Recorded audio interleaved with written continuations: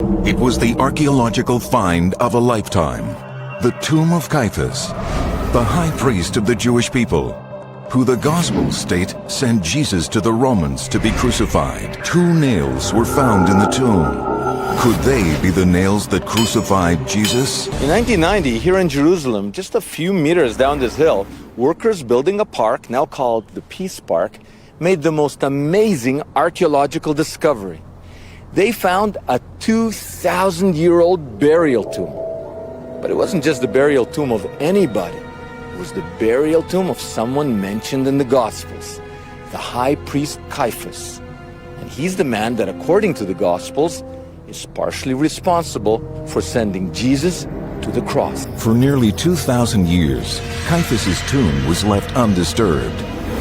Then, in 1990, construction workers stumbled upon a rather large burial site.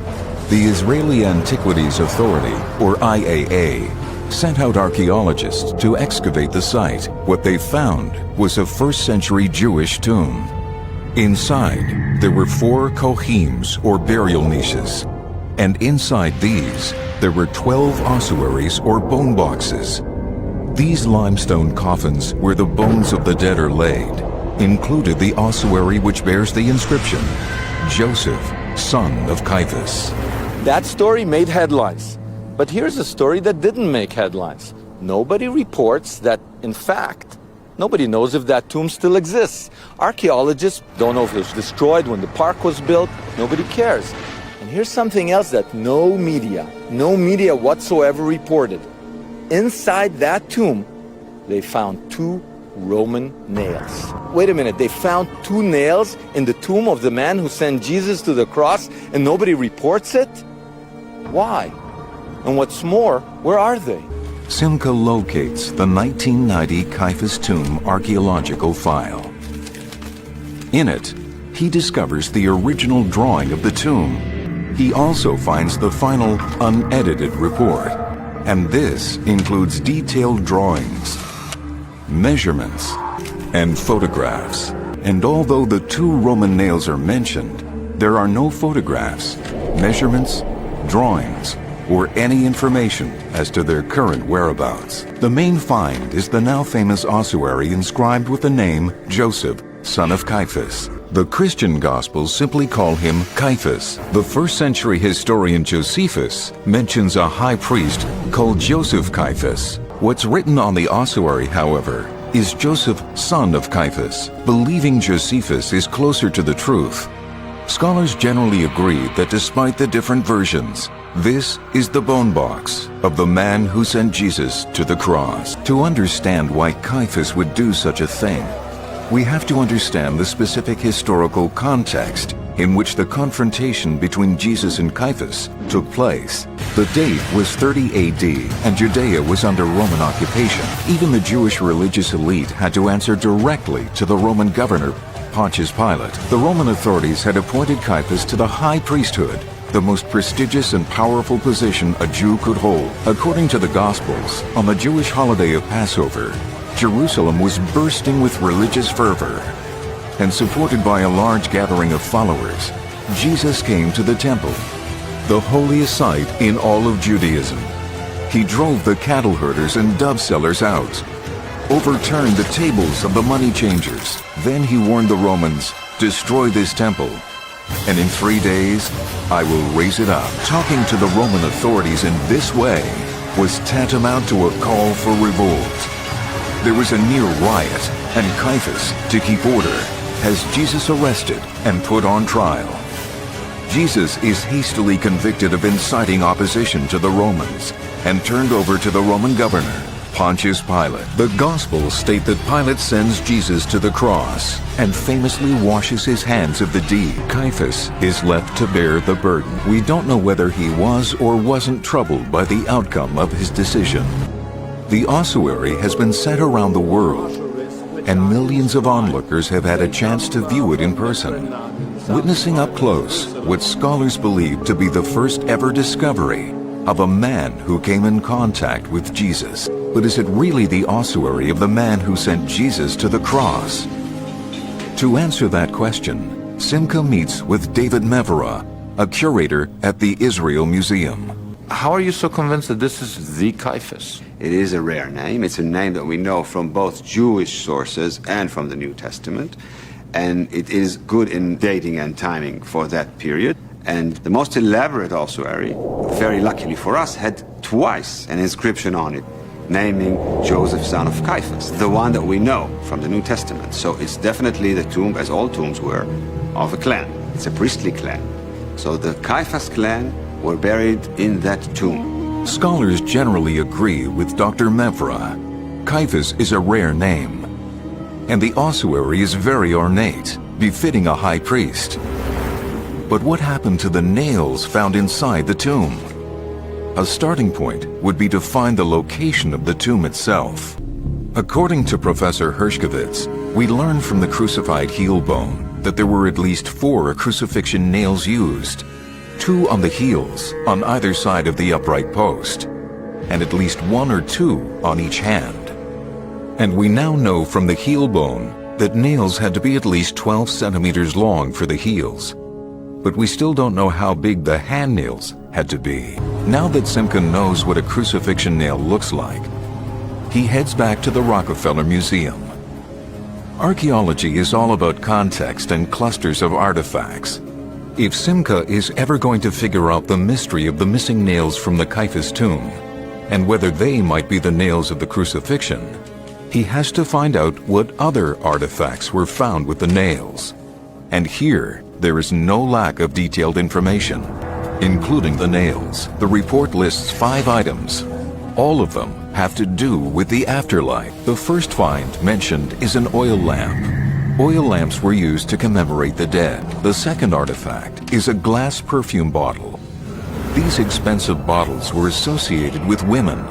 Unlike today, each woman had her own perfume mixture, so it is likely that the scent of a woman was associated with her soul. After all, perfume is associated with scent, and scent, in Jewish tradition, is associated with the afterlife. The next item is the most surprising.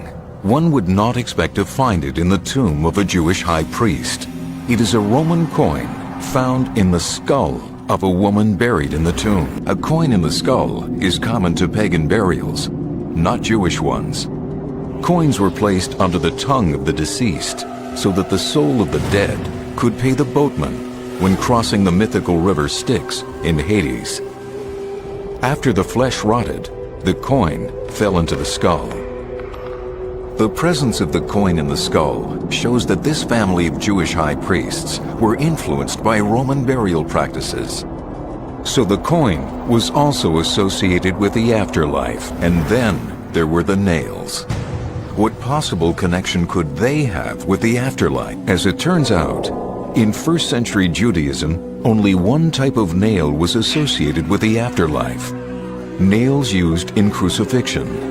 They were considered to be a powerful talisman, protecting their owner in this life and the next. Taken together, the ossuary, the lamp, the glass bottle, and the coin all tell the same story: an obsession with the afterlife. It seems the only reason that nails would be part of this cluster is that they were used to crucify someone. And since Caiaphas is associated with only one crucifixion, could they be the nails that were driven into Jesus? Simca has located the tomb and a pipe that leads into it. In the hope of locating the nails, a high-resolution camera has been lowered into the pipe. Working into the night, Simca can now clearly see the outside of the tomb of the high priest Caiaphas. But there's a problem. That is cement. Because they had to put cement here to fortify whatever they were doing. The walls are reinforced with concrete. The camera won't reach all the way inside the Caiaphas tomb. The only way to do that would be to get an excavation license and drill new holes. Even if that were possible, the application process would take years. Unfortunately, Simca and his crew are unable to gain access to the tomb. If the nails are still inside, we'll never know. Nails can be either lost or found their way into some other registry or whatever. When you said could be lost or find itself in some other registry, you mean like not really lost, but internally misfiled in a way? It's a possibility. Meaning it could be sitting in some lab or a shelf. Maybe. Gideon Avni has made me think. Maybe the nails have been under our noses the whole time. If my hunch is right, and the Israeli archaeologists who were involved in the Caiaphas tomb suspected that the Roman nails found there had something to do with crucifixion, maybe they send them to Professor Herskovic's lab at Tel Aviv University. Now, he's a forensic anthropologist. He deals with bone, not nails. But crucifixion is where bone meets nail. So maybe someone sent the nails there. Maybe that's the right address for our investigation. We've been tracking 2 nails that went missing. The Antiquities Authority, they say it's probably misplaced. Did you ever get 2 nails together? Yes, we have 2 nails together. Yes, sure. From Jerusalem? From Jerusalem. Can we go look? Sure, absolutely. So these are the nails? Yes, these are the 2 nails from Jerusalem that arrived to the lab more than 15 years ago from the Second Temple period. Could it be 18 years ago? Yeah, could be.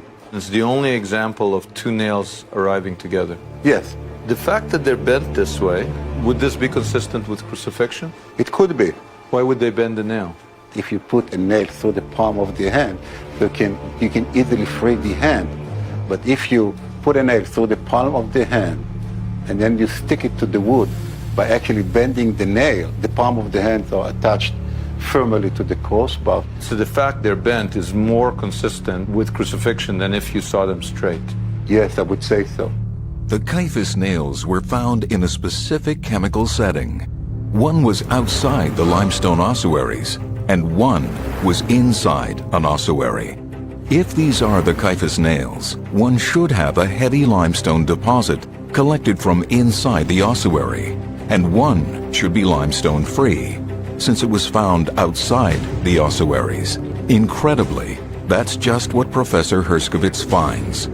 One doesn't have limestone on it, but the other one does. So what do you see? There are remnants of lime on the nail, limestone. Most ossuaries are made of limestone. Furthermore, Professor Herskovits finds that the heads of the nails are similar to the only crucifixion nail found anywhere, which is also in Professor Herskovits' lab.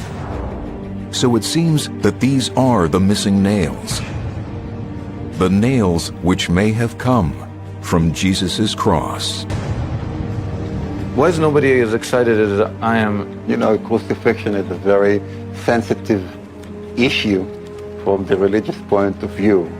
I believe that most people prefer to leave it aside.